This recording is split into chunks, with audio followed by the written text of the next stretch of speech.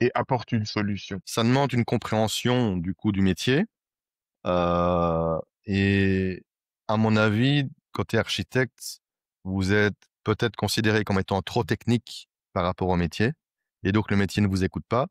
Alors que vous avez des tonnes de bons conseils à leur dire. Je pense que la FinOps peut être la synapse qui fait vraiment l'interface entre les couches basses d'architecture et les couches hautes dans le management. Mais il faut aussi que le métier sorte de son bureau, se mouille, s'intéresse au cloud. On n'en prend pas des experts, c'est pas le but, mais s'intéresse et comprendre où est votre valeur ajoutée en étant architecte dans le FinOps.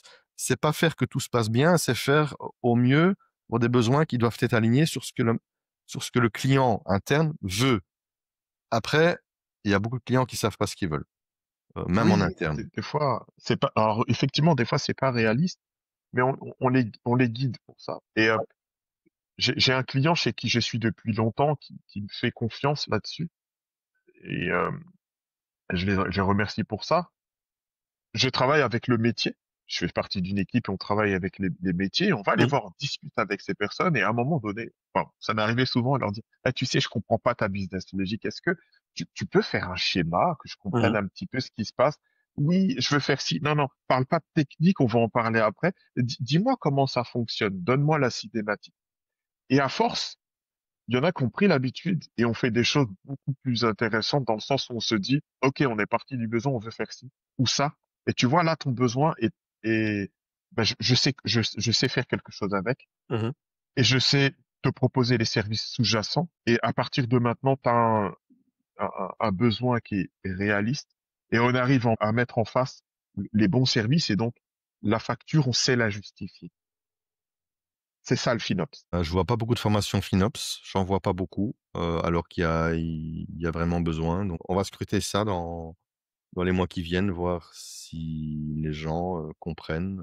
Maintenant, si on vend pas, hein, le but n'est pas de vendre de la formation FinOps, c'est pas ça, c'est pas le but du podcast, mais ça peut les aider. Ça peut être un accompagnement pour comprendre justement les difficultés qu'ils auraient à aller seuls ou aller avec un intégrateur qui n'a pas du tout le mindset FinOps et qui est là pour, tiens, ben, je fais de la presta, super, j'ai vendu 20 jours, on a gagné, le projet est terminé, appelez quelqu'un d'autre. Voilà.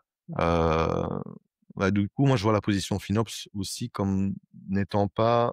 Ça peut être de l'accompagnement, mais je la vois surtout en interne. Il doit y avoir un besoin en interne qui est créé, donc avec un architecte, un ou une, hein. Oui. Il y a aussi des femmes dans l'IT, trop peu. Et on a besoin de tout le monde. Mais si la position était internalisée sur le long terme, c'est intéressant. Et je vois un peu ça aussi avec l'agilité. Et ça va Mais faire la justement, transition. c'est ce que je voulais te dire, c'est qu'en fait, les formations FinOps dont tu parles, elles existent, mais il y en a pas beaucoup. Mhm. Effectivement, elles vont pas, on n'est pas, on leur donne pas exactement dont ils ont besoin, parce que en fait, ils ont besoin de faire le lien avec ce qu'ils doivent faire Mhm. et ce qu'on peut faire. C'est finalement, et c'est ce qui m'arrive régulièrement, c'est que en fait, c'est du coaching parce que c'est personnalisé aux besoins et à la situation du client. Je fais beaucoup de coaching comme ça. Je suis Mhm. même partenaire avec un éditeur de produits FinOps, Mhm. d'accord? Et je travaille avec eux pour leur donner en fait cette vision métier qu'ils ont, mais qu'ils ont besoin de voir évoluer parce qu'ils développent dans leur coin. Et C'est ils ça. ont besoin d'avoir ce lien avec quelqu'un du terrain. Donc c'est bien ce qu'ils font. Tout le monde le fait pas. Mhm.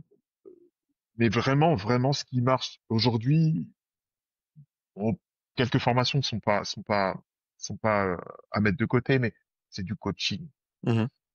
parce que vraiment, on se retrouve avec des personnes qu'on doit écouter, qui des fois ont des doléances, qui comprennent pas ce qui se passe et on doit leur dire attends, calme-toi, je t'écoute, je suis à ta disposition et on va discuter ensemble des solutions qu'on a ouvertes et on va voir si on en garde certaines, si on en ajuste d'autres.